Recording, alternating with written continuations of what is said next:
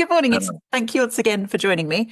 I'm very happy to welcome the wonderful Mike Kelson to talk all things vertical dramas and also acting and life in the UK as a working actor. So I'm going to ask Mike to give the intro you would give at a party to someone you meet for the first time. What would you say to introduce yourself and what you do? I don't, I don't. That's the thing. But especially for this, I don't talk about myself. I really don't. I'm not one of these actors that likes to bore people to death with what they do and what they don't.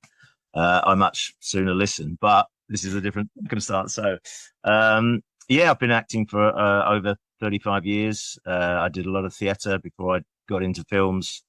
Um, and I do a little bit of everything. I do features, shorts, music videos, commercial work, corporate, and of course the vertical dramas. Yeah, So just going back to where you grew up, can you say sort of where you were born and raised?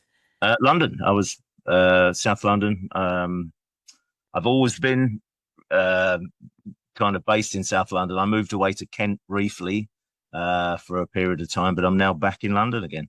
Oh, so proper Londoner, so that's excellent. And was acting always going to be the thing that you did, or were there other passions you might have pursued? Um, Well, I had music was another one, and I had a band as well, which kind of took over at one point. We had a couple of records out, we toured. That kind of took priority for a few years, but always came back to acting. What was your genre, band-wise? Just pop rock, kind of. The trouble was we didn't have a set. We didn't sound like another band, which was always an issue because everyone was like, "Well, who do you sound like? Who can we get you to tour with? Who can we?" And like, we just sound like ourselves. Okay, well, that's kind of awesome because you're like, well, we were unrecognized geniuses who are mavericks, and that's the way you brand. Um, so just obviously you've been working for 35 years. Could you give people who don't really know the sort of the British acting scene kind of a taste of what sort of jobs come up when you're working as an actor here? There's a wide range of stuff if you're prepared to look for it. A lot of actors tend to be safe in what they do, the roles and the kind of jobs they do. Mm. But part of the enjoyment of acting for me is to try as many different genres, as many different projects, as many different roles, because yeah, to me that's what acting's all about. Yeah. And what are ones before we get onto vertical dramas that like the projects that like, yeah, I love that. That hit everything I want to do as an actor. There's been a few. I've been lucky. I've been really lucky. I think I've probably done between 400 and 500 films now, and I've covered most of the roles I wanted to. I've played a cowboy. I've played New York detectives. I've all the things I watched when I was growing up. Um, uh, I've kind of managed to play those roles in certain projects. So it's been wonderful. Yeah, I have to ask, have you had some good on-screen deaths? yeah. Many, particularly in the horror films, because I've done quite a few of those as well. And I've probably been killed. I don't know. Uh, so many times, and they've all been different as well. That's a good thing about horrors. I've had an axe through the head. I've been strangled. I've been shot. I've been thrown through a window. I've been turned into a puff of smoke by a leprechaun. Wow. It's so many different things. Yeah. Oh, it's so fun. So obviously we are kind of a vertical drama channel. How did they first pop up in the UK? When did they first appear on your radar? It was just over a year ago. In fact, I did bring my notes because I was curious myself. I think, yeah, it was a year ago, just over a year ago. Was my first one, and I didn't even know they were vertical dramas. I applied for this job. I can't remember now if someone contacted me directly and said we've got this film, because that's what tends to happen now. I've worked with so many different people that it's great. They'll message me and say, "Look, I've got this role that might suit you. Do you fancy, uh, having a look at the script?" And it's like, yeah. Um, So I was booked to do this film, and I wasn't aware until I was on set that it was a vertical drama. It was just like, oh, the cameras are around the wrong way around, and then the following job I had, I was booked onto was also a vertical drama. So suddenly they were appearing all over the place. It was, and I'm still quite shocked by the popularity of them. Yeah. So what was your first one that you did? I no, I'm assuming it I was know titles change. the titles change, and I actually lose track of what I'm doing. But I think it might have been the Wolfless Luna, Oh uh, yeah. the Alpha Alpha. King's Wolfless Luna is what it listed on IMDb as. So yeah. Yes, I think that it was either that one or it may have been one of the Mafia ones, Mafia Lover, Yeah. but because it was around the same time, so it might have been one of those. Yeah. So coming in with your experience, apart from the cameras being obviously turned around, what are kind of the differences of being a Um, vertical drama set to other sets? they tend to be that they remind me a little bit like soaps. Also, they tend to run very similar to the way Bollywood runs as well, in that there's a lot to do to cram in, and they try and get it done as quickly as possible because they're basically features, Mm. uh, feature length, and they're filmed within anything between sort of 6 to 10 days. So there's so much to do, and yeah, I mean they're not rushed to a point where it's the quality you lose the quality, but you are very aware of how much you have to do each day, how much is fitted into the schedule. So it's a constant. Yeah, That was really interesting that you mentioned Bollywood. Have you done things with Bollywood then? I've done sort of half a dozen Bollywood films. And is that then similar in that just the volume that they're trying to get through in a day? Yeah, Yeah. very much so. And what appears to be total chaos sometimes on set, but they get the jobs done. And these verticals are run, yeah, in a similar fashion. Yeah, Have you found that, because I know one of the things some other actors have talked about is just obviously the fact that just physically, like you have to stand closer to get in frame, what would be a wide shot you're not going to be in. Is that yeah, a bit of an adjustment as well? aware of that as well. So yeah, for the first couple I did, because you don't always see exactly, what's on the monitor. You're just acting normally, and then the director will say, "Actually, can you two stand unusually close?" So rather than have the conversation with someone here, you'll be up here with them, just so they get everything in shot. Yeah, so there is a little bit of adjustment as well. Yeah, And then I think you've probably got a good background. So obviously you've done a werewolf one. I mean, that's a unique thing, the vertical drama werewolf genre. yeah, yeah. That was Had that was. you done a werewolf before? How did Um, you cope with the script? Because well, obviously it can be a bit full on. it was the thing is we never actually physically changed into wolves. We were a wolf family. Yeah. So I think the makeup was just so that we kind of it was pale and wolf like. Yeah. But so it wasn't like one of these films where you grew hair and Yeah.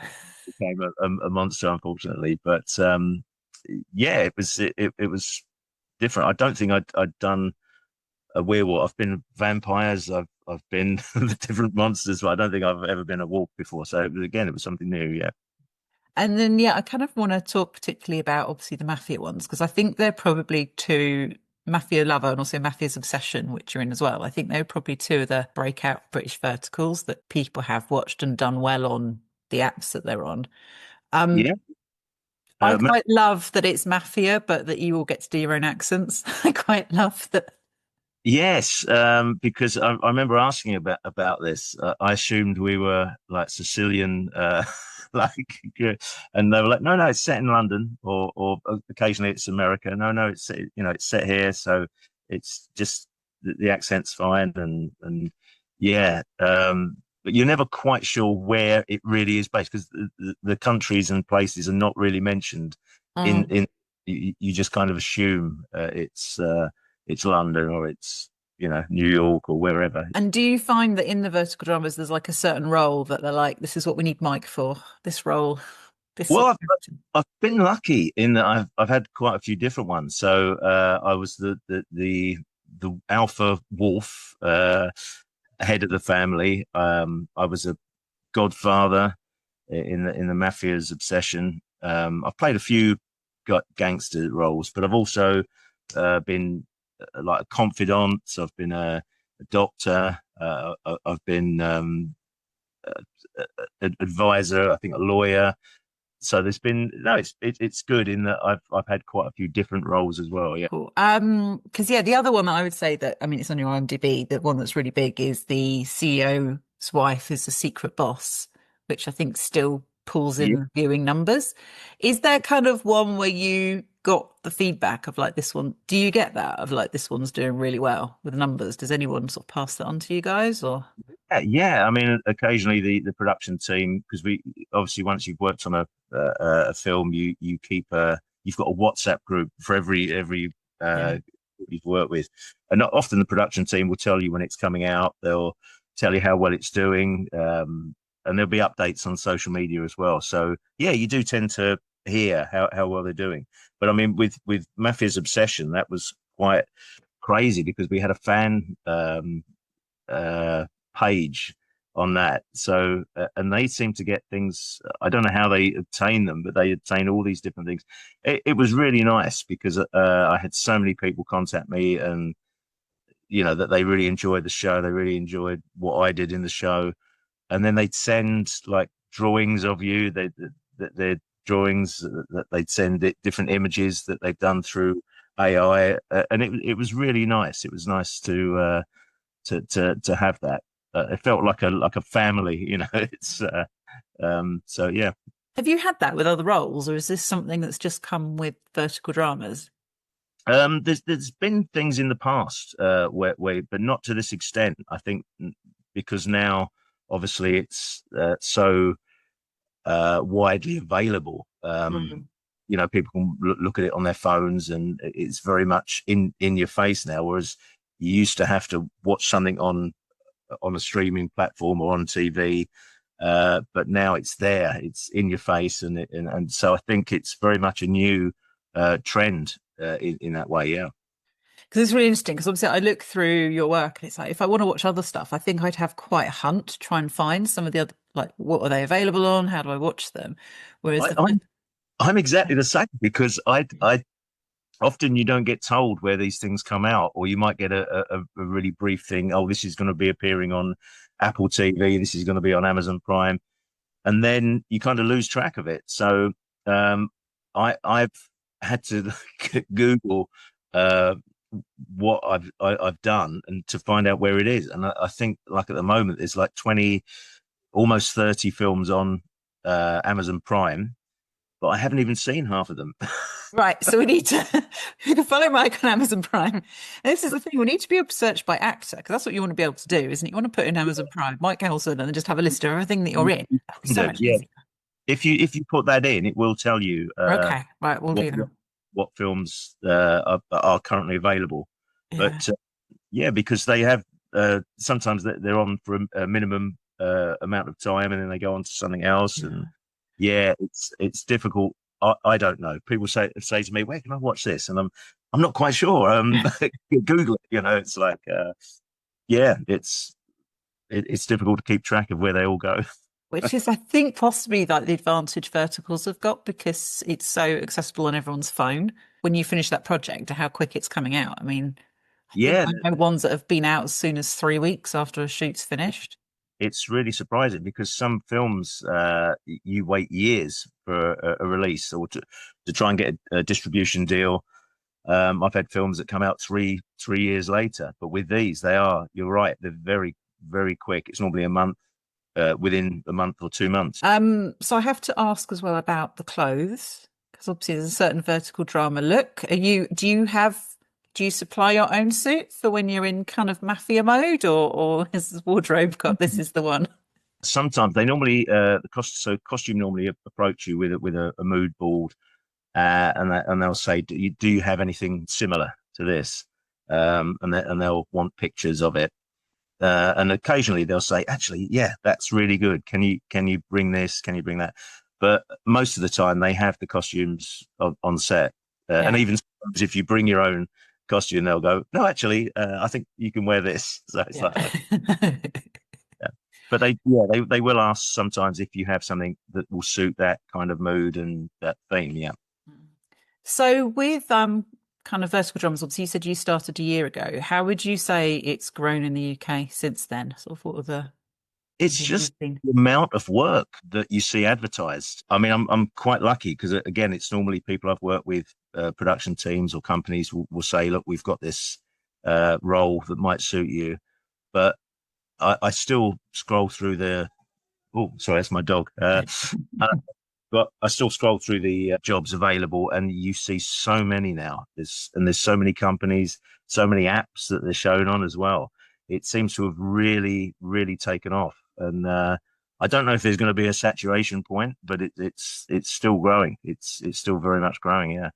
And you tend to see the same actors, you see the same crew. It's like a big community now. So yeah. I can guarantee if I do another one, I'll know two or three of the actors. I'll know probably six or seven of the crew. I've worked with them before on verticals. So yeah, it's a big community. And does that make it easier because you all know how each other works and what everyone needs? I guess, yeah, I guess it helps a little bit because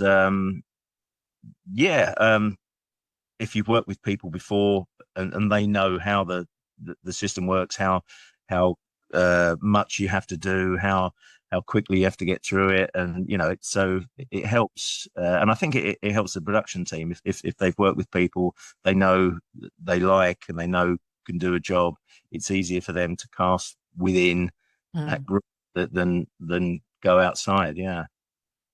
What is the attitude, sort of, as if basically speak for all actors in the UK, but yet kind of what is the attitude towards verticals? You like, just, are they, how, because I know that obviously I've talked to a lot of Americans and I know that they very much had the issue in Hollywood for a long time, that they were very dismissive of them.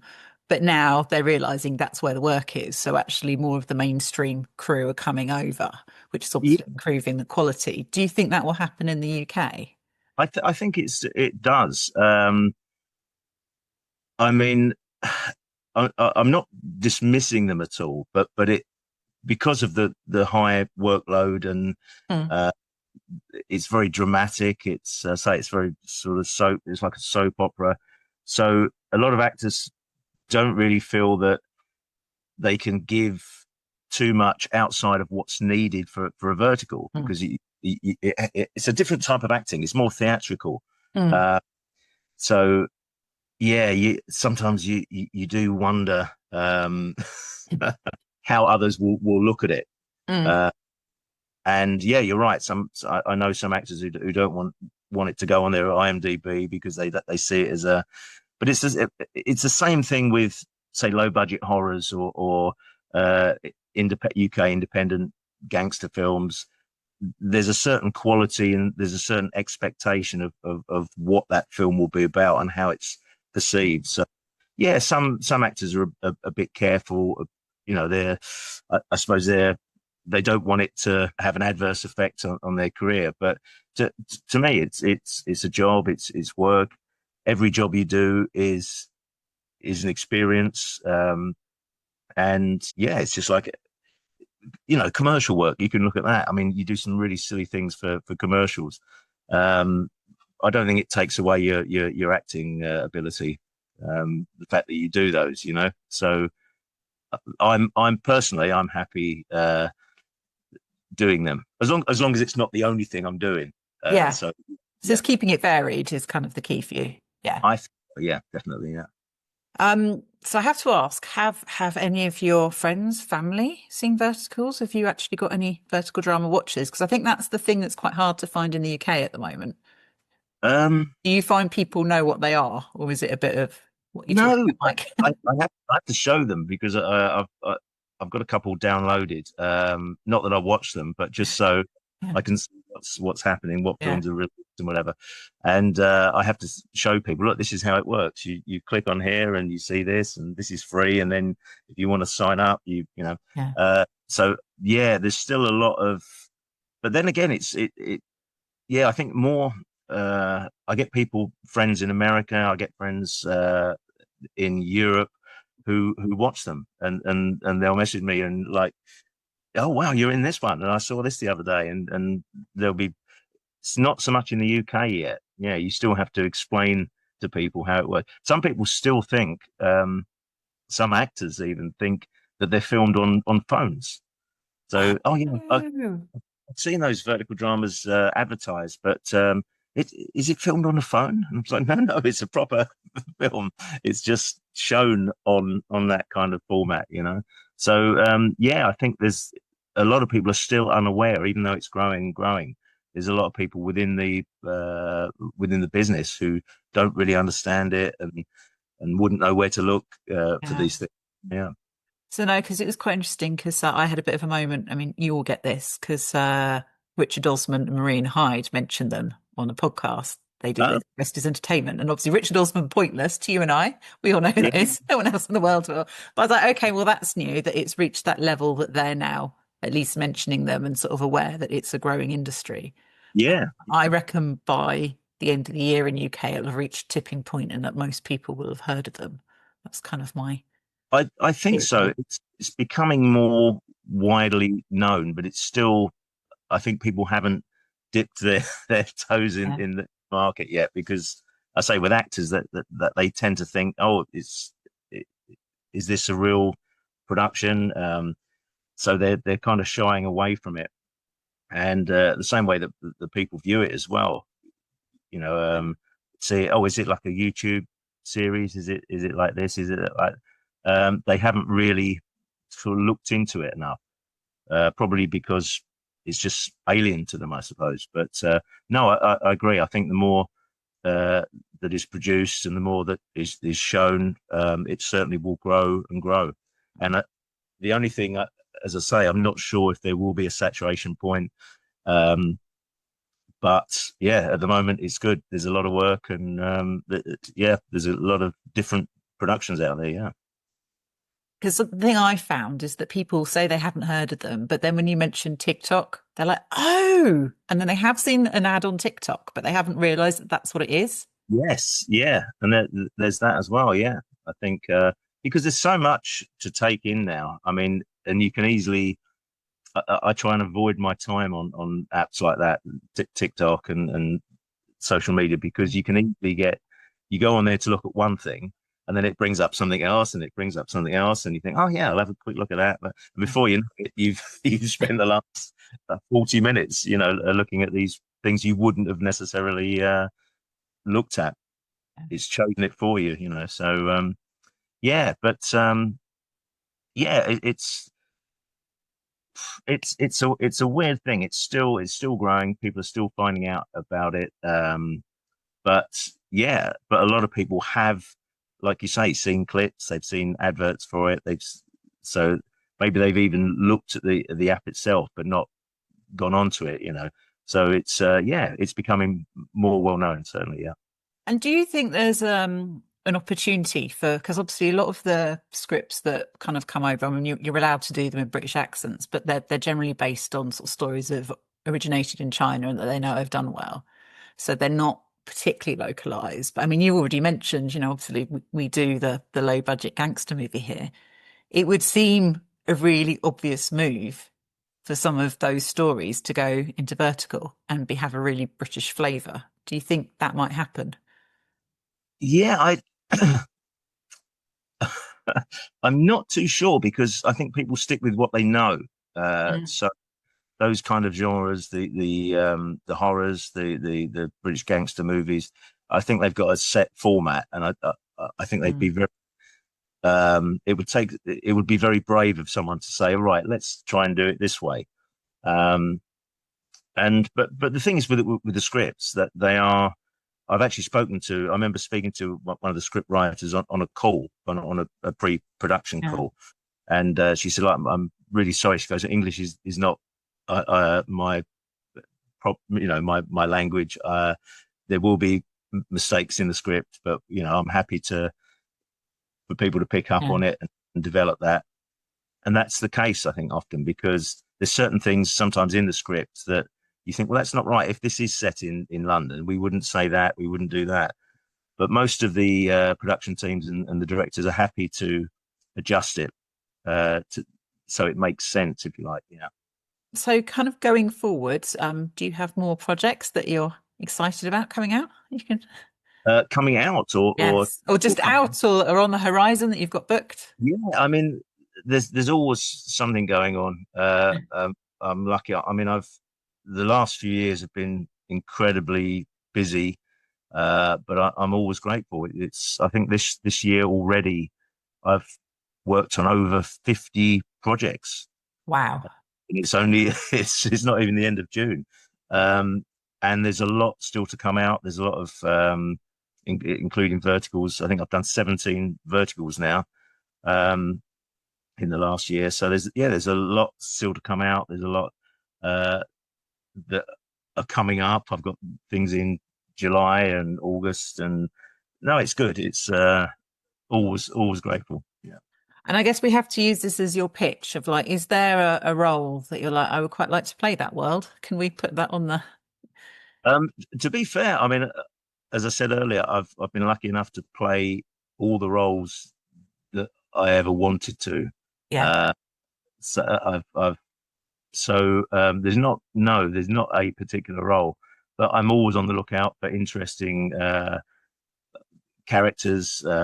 Yes, and scripts, good scripts. So yeah, That's uh, quite nice. There's not that pressure of I haven't yet played and I really want to do that. You can just pick the projects that interest you. no, it's amazing. I mean, for years I wanted to play a priest. I hadn't played a priest, and I kept applying for roles, but I guess they wanted a kind of traditional priest, maybe white hair, or bald. I don't know. So I didn't get one for so long, and then in the last 2 years, I've played seven priests.